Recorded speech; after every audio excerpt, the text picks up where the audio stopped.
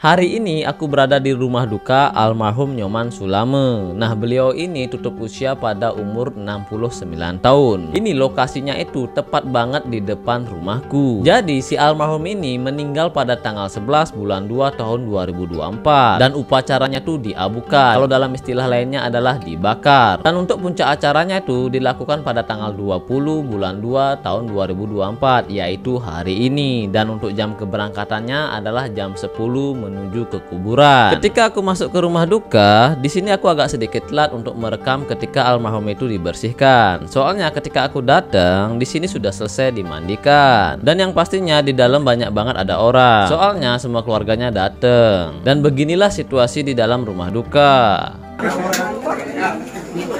Di dalam upacara ini dipimpin oleh pemangku. Nah, biasanya kalau pemangku itu pakainya putih dari atas sampai bawah. Sedikit informasi buat teman-teman. Jadi di Bali itu kalau ada orang meninggal, kalau di Bali atau umat Hindunya bilang itu biasanya dibilang upacara Pitriyatnya. Nah, apa sih upacara Pitriyatnya itu? Jadi upacara Pitriyatnya adalah suatu bentuk persembahan atau korban suci yang ditujukan kepada roh-roh para leluhur dan batara-batara, karena merekalah yang membuat kita ada di dunia hingga kita dewasa. Dan Pitriyatnya ini bertujuan menyucikan roh-roh para leluhur agar mendapatkan tempat di kahyangan. Nah, itulah sedikit informasi tentang upacara Pitriyatnya yang ada di Bali atau upacara orang meninggal di Bali.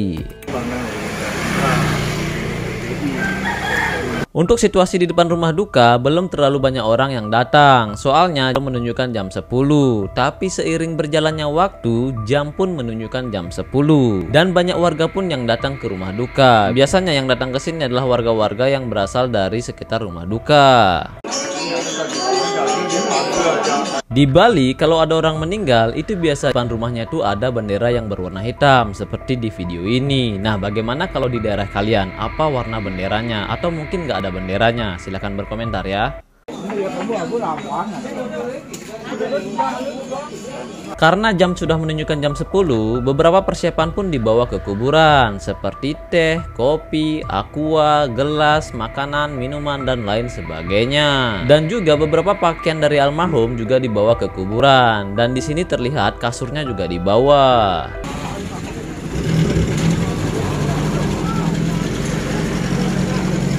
Kalau di Bali, di mana ada upacara, di sana ada yang namanya pecalang. Nah, pecalang itu apa sih ya? Pecalang itu seperti di video ini. Jadi pecalang itu penampilannya keren-keren banget. Nah, ini pecalang dari Desa Sangsit. Jadi pecalang itu tugasnya untuk mengatur lalu lintas yang ada di jalan raya. Ya, pada umumnya sih mengatur keamanan ketika upacara itu berlangsung. Karena jam sudah menunjukkan jam 10 lebih, akhirnya almarhum dibawa ke kuburan. Dan beginilah prosesnya ketika almarhum itu dibawa ke kuburan.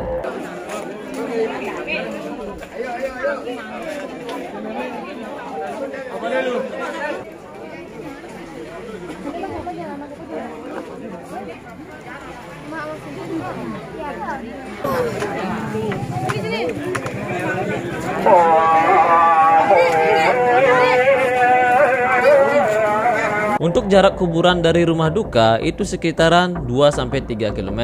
Kalau waktunya itu memakan sekitaran 10-15 menitan sampai di kuburan.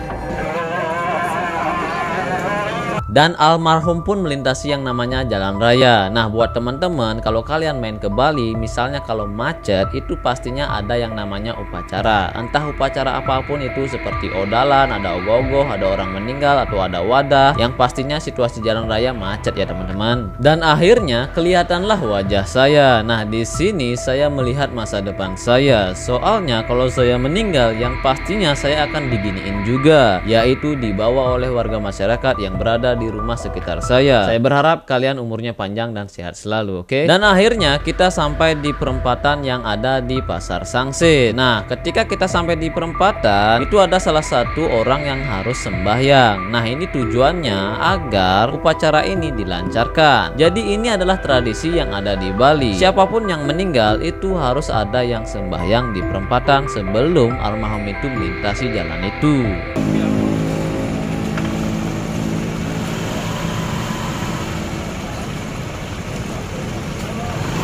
Dan sekarang kita melintasi yang namanya Pasar Desa Sangsit. Nah, biasanya kalau di sini pasti ada aja orang yang melempar koin ke almarhum. Nah, mungkin itu tujuannya untuk membekali si almarhum ya. Dan juga untuk situasi jalan dari pasar sampai ke kuburan itu ada yang namanya jalan tanjakan. Nah, kalau dilihat dari videonya ini rame banget yang ikut melayat ke kuburan. Kayaknya ini hampir satu Banjar yang ikut ya.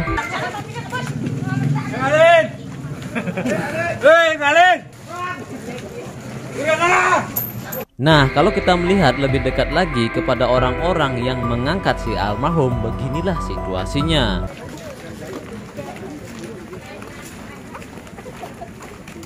Dan sampailah kita di Pura Dalem. Kalau di Bali itu, di mana ada kuburan, di sana ada yang namanya Pura Dalem. Nah, sebelum melintasi Pura Dalem, itu harus sembahyang dulu salah satu dari kita. Jadi, Pura Dalem itu tandanya bahwa kuburannya sudah semakin dekat.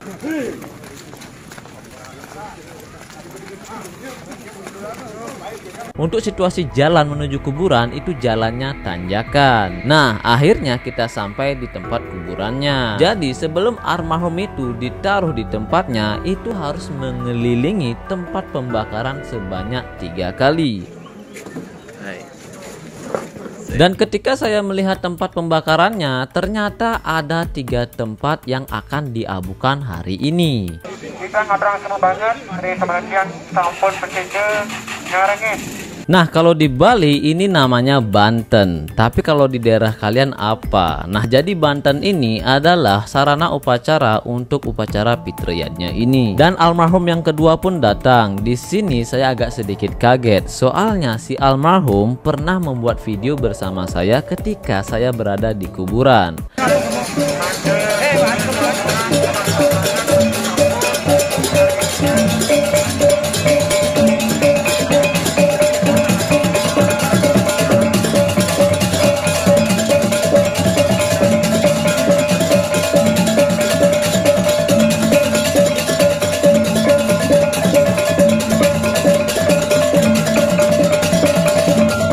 Dan inilah orang yang bertugas mengabukan para almarhum. Jadi ciri khasnya itu mereka itu biasanya menggunakan masker. Coba deh kalian lihat lehernya, itu ada masker berupa kain.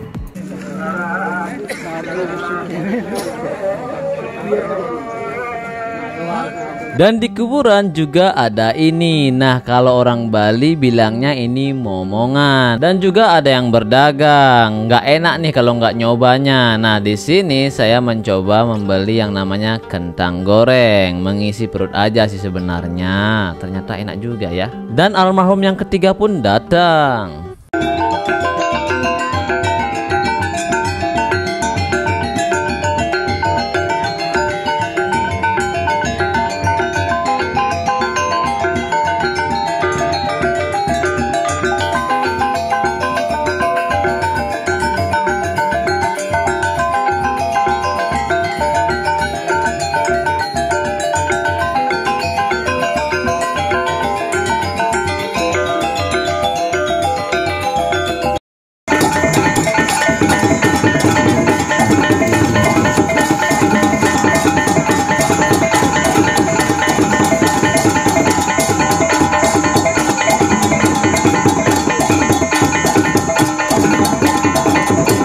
Jadi itu saja untuk video kali ini. Semoga para almarhum mogi amoring acintiu. Sampai jumpa lagi di upacara dan acara selanjutnya di Bali.